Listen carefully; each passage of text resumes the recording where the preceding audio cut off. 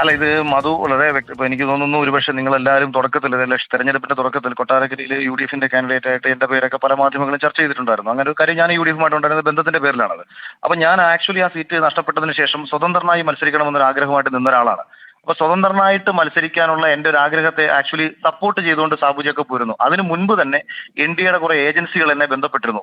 പൈസ തരാം, അങ്ങനെ തരാം, ഇങ്ങനെ തരാം, പല കാര്യങ്ങളും പറഞ്ഞുകൊണ്ട് ഞാൻ അവരെ എല്ലാവരെയും പുച്ഛിച്ച് തള്ളിക്കളയാണ് ചെയ്തത്. പിന്നീട് എന്റെ തന്നെ ഒരു ആഗ്രഹമായിരുന്നു സ്വതന്ത്രമായിട്ട് മത്സരിക്കുക. അങ്ങനെ ഇരിക്കുന്ന സമയത്താണ് സാബു ജേക്കബ് വരുന്നതും. കൊട്ടാരക്കര സീറ്റ് ഡൽഹിയിൽ നിന്നുകൊണ്ടാണ് ഞാൻ സംസാരിക്കുന്നത്.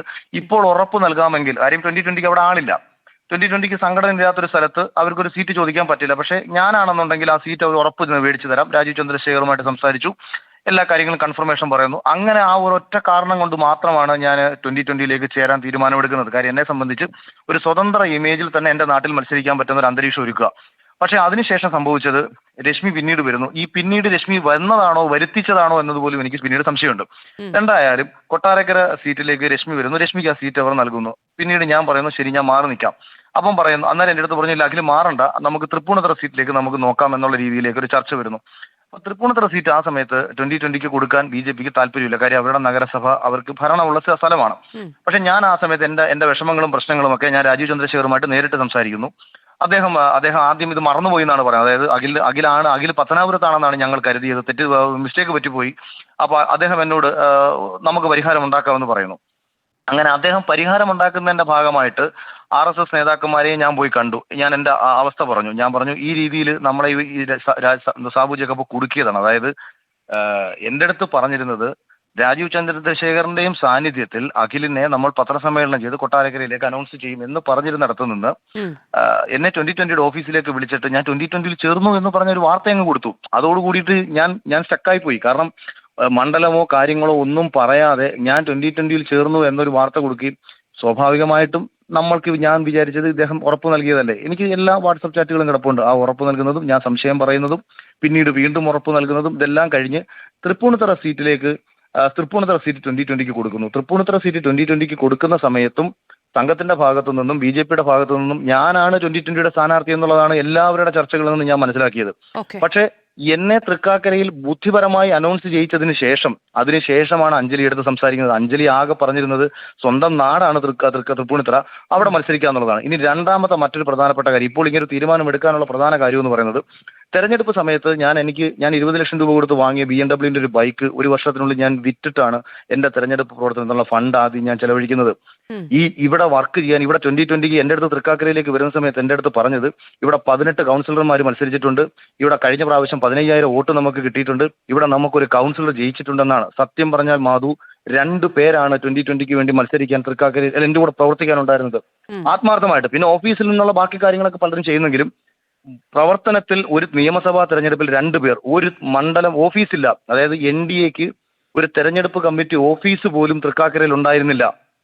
ഒറ്റയ്ക്ക് ഞാൻ കാട്ടിക്കൂട്ടിയ ബഹളങ്ങളാണ് യഥാർത്ഥത്തിൽ അന്നാ നടന്നത് ഈ മുഴുവൻ. തെരഞ്ഞെടുപ്പ് ചെലവിനുള്ള പണമൊന്നും 2020 തന്നില്ലേ? ഈ ബൈക്ക് വിറ്റ പണം മാത്രമാണോ ചെലവഴിച്ചത്?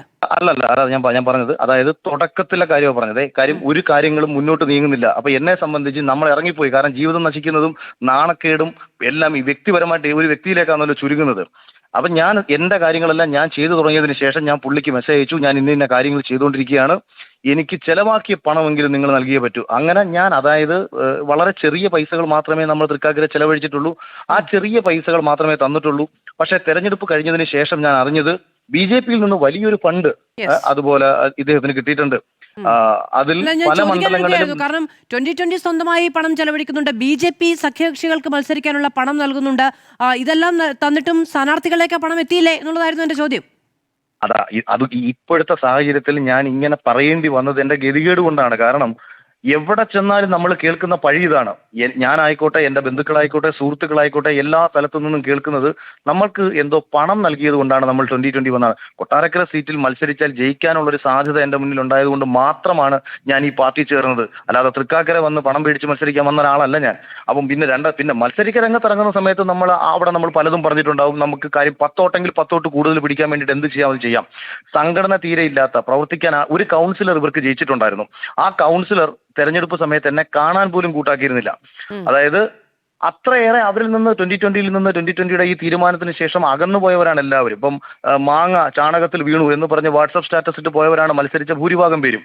അപ്പൊ ഈ യാഥാർത്ഥ്യം ഞാൻ തെരഞ്ഞെടുപ്പിലേക്ക് എത്തുന്ന സമയത്ത് നമുക്ക് പ്രവർത്തിക്കാനൊപ്പം ആളില്ല. ഞാൻ എന്റെ സുഹൃത്തുക്കളെയും എന്റെ ഈ ബന്ധുക്കളെയും സാബു നാട്ടുകാരെയും ജേക്കബൊക്കെ അഖിലിന്റെ കൂടെ വാഹനത്തിൽ ഈ വാഹന പര്യടനത്തിനൊക്കെ ചേരുന്ന ദൃശ്യങ്ങളൊക്കെ ഉണ്ടല്ലോ. ഒരു ദിവസം അതായത് നോമിനേഷൻ കൊടുക്കുന്നതിന്റെ വൈകുന്നേരം ഇപ്പൊ നമ്മൾ എനിക്ക് തോന്നുന്നു 17 ദിവസം 25 ദിവസത്തോളം തെരഞ്ഞെടുപ്പിൽ ടോട്ടൽ നമുക്ക് പ്രവർത്തന മേഖല ഉണ്ടായത്. ഒരേ ഒരു ദിവസം മാത്രമാണ് ഇദ്ദേഹം വന്നത്. അതും ഒരു നാമമാത്രമായ രീതിയിൽ ആ വാഹനത്തിൽ വന്ന് നിന്ന് പോയി. ഞാൻ ചോദിക്കുന്നുണ്ട്, നമുക്ക് സഭാ നേതാക്കന്മാരെ സാറിനെ ഒന്നുകൊണ്ട് പരിചയപ്പെടുത്തിയതൂടെ? ഒരു കാര്യങ്ങളിലും കമ്മ്യൂണിക്കേഷൻ ഇല്ല. തെരഞ്ഞെടുപ്പ് കഴിഞ്ഞപ്പോൾ ഓക്കെ, എന്തായാലും ഞാൻ 2020 ചേർന്ന് 2020 വേണ്ടി പ്രവർത്തിക്കാം. ഞാൻ ചോദിച്ചു, കൊല്ലം ജില്ലയുടെ പ്രസിഡന്റ് ആക്കി നിങ്ങൾ എന്നെ പോസ്റ്റ് ചെയ്യും, ഞാൻ ബാക്കി കാര്യങ്ങൾ എന്നെ കൊണ്ട് ചെയ്യാൻ പറ്റുന്ന രീതിയിൽ ഞാൻ കൊല്ലം ജില്ലയിൽ ഞാൻ ചെയ്യാം. ഒരു മറുപടിയില്ല. ഞാനിവിടെ ഒരു തൃക്കാക്കരയിൽ ഒരു പാവപ്പെട്ട കുടുംബത്തിന് വീട് വെച്ച് കൊടുക്കുന്നു, സുരേഷ് ഗോപി 4 ലക്ഷം രൂപ തന്ന് സഹായിക്കാമെന്ന് പറയുന്നു. അങ്ങനെ ഞങ്ങൾ അത് വേണ്ടി ചെയ്യാറ് ഞാൻ ഈ കാര്യം ഞാൻ ഇദ്ദേഹത്തെ അറിയിക്കുന്നു. നല്ല കാര്യം എന്ന് പറഞ്ഞു പോലും ഒരു മെസ്സേജ് ഇല്ല. നമ്മുടെ കൂടെ തെരഞ്ഞെടുപ്പ് പ്രവർത്തനത്തിന് വന്ന ഒരു പയ്യന്റെ കിഡ്നി ഫെയിലിയർ ആയിട്ട് തൃക്കാക്കര തോറ്റു, ശരിയാണ്. പക്ഷെ 2020 നിന്നിടത്ത് എല്ലായിടത്തും തോറ്റല്ലോ. അപ്പൊ അവർക്ക് സ്വാഭാവികമായിട്ട് പിന്നെ രാഷ്ട്രീയം മുന്നോട്ട് കൊണ്ടുപോകണം എന്നൊരു വിചാരം ചിലപ്പോൾ ഉണ്ടാവില്ലായിരിക്കും. അതാ ഞാൻ പറഞ്ഞത്. അത് ഇപ്പൊ ഈ പറയേണ്ടി വരുന്നതും ഇപ്പൊ 2020 നിന്ന് ലഭിച്ച ഫണ്ട്. അപ്പൊ എനിക്കതിന്റെ കണക്കറിയാം, പക്ഷെ ഞാൻ ആ കണക്ക് പറയുന്നില്ല. ആ ഫണ്ട് ഏത് രീതിയിലാണ് പല മണ്ഡലങ്ങളിലും ചെലവഴിച്ചിട്ടുള്ളതെന്നുള്ളതിന്റെ ഏകദേശ ധാരണയും നമുക്കുണ്ട്. അപ്പം വ്യക്തിപരമായിട്ട് ആ ഫണ്ട് ലഭിക്കുക. തെലങ്കാനയിൽ അദ്ദേഹത്തിന്റെ ഒരുപാട് പ്രോജക്റ്റുകൾ നടക്കുന്നുണ്ട്. അത് കേന്ദ്രത്തിൽ നിന്നും അവിടെ നിന്നുള്ള സഹായങ്ങൾ ലഭിക്കുക. ഏതാണ്ട് 1600 കോടി രൂപയാണ് കിറ്റെക്സ് എന്ന് പറയുന്ന കമ്പനിയുടെ ലോസ്. അത് അമേരിക്കയിലെ താരിഫ് മൂലമുണ്ടായ പ്രശ്നമാണ്. അപ്പൊ ടെക്സ്റ്റൈൽസ് ഇൻഡസ്ട്രിയുടെ ഭാഗത്തു നിന്ന് ഇപ്പൊ റീസെന്റ് ആയിട്ട് ഒരു 10,000 കോടിയുടെ ഒരു പ്രോജക്ട് ഒരു അലോക്കേഷൻ കേന്ദ്രത്തിന്റെ ഭാഗത്ത് നിന്ന് വന്നിട്ടുണ്ട്. അപ്പൊ അതിലേക്ക് കിറ്റെക്സിനെ കൊണ്ടുവരുവാൻ കഴിഞ്ഞു കഴിഞ്ഞാൽ ഈ ഇപ്പോൾ ഉണ്ടായിട്ടുള്ള സാമ്പത്തിക പ്രശ്നങ്ങളെ മറികടക്കാനുള്ള മാർഗമായിട്ട് കൂടിയിട്ടൊക്കെ ആകാം. അതായത് ഒരു വ്യക്തി തന്റെ താല്പര്യങ്ങളെ മാത്രം സംരക്ഷിക്കാൻ വേണ്ടിയിട്ട് തുടർന്നുകൊണ്ടിരിക്കുന്ന ഒരു രാഷ്ട്രീയ പാർട്ടിയിലേക്ക് നമ്മൾ വരികയും ഞാൻ ഇന്നലകളിൽ കഴിഞ്ഞ 10-15 വർഷങ്ങൾ കൊണ്ട് കഷ്ടപ്പെട്ട് അധ്വാനിച്ചുണ്ടാക്കിയെടുത്ത ജനങ്ങളുടെ ഒരു സ്നേഹവും ഇഷ്ടവും ഒക്കെ തന്നെ നമുക്ക് വെറുപ്പായി മാറുമ്പോൾ ഒരു മറുപടി പോലും പറയാനോ അല്ലെങ്കിൽ മുന്നോട്ടുള്ള കാര്യങ്ങൾക്ക് സംസാരിക്കാനോ ഞമ്മളൊരു മെസ്സേജിന് പോലും റിപ്ലൈ ഇല്ലെന്നാണ് ഞാൻ ഈ പറയുന്നത്. അപ്പം പിന്നെ അത് മാത്രമല്ല, ഇതെല്ലാം നമുക്ക് ഒരു ഭാഗത്തു നിന്ന് കിട്ടുമ്പോൾ ഇപ്പുറത്ത് നിന്ന് ജനങ്ങളുടെ ആക്ഷേപം കിട്ടിക്കൊണ്ടിരിക്കുകയാണ്.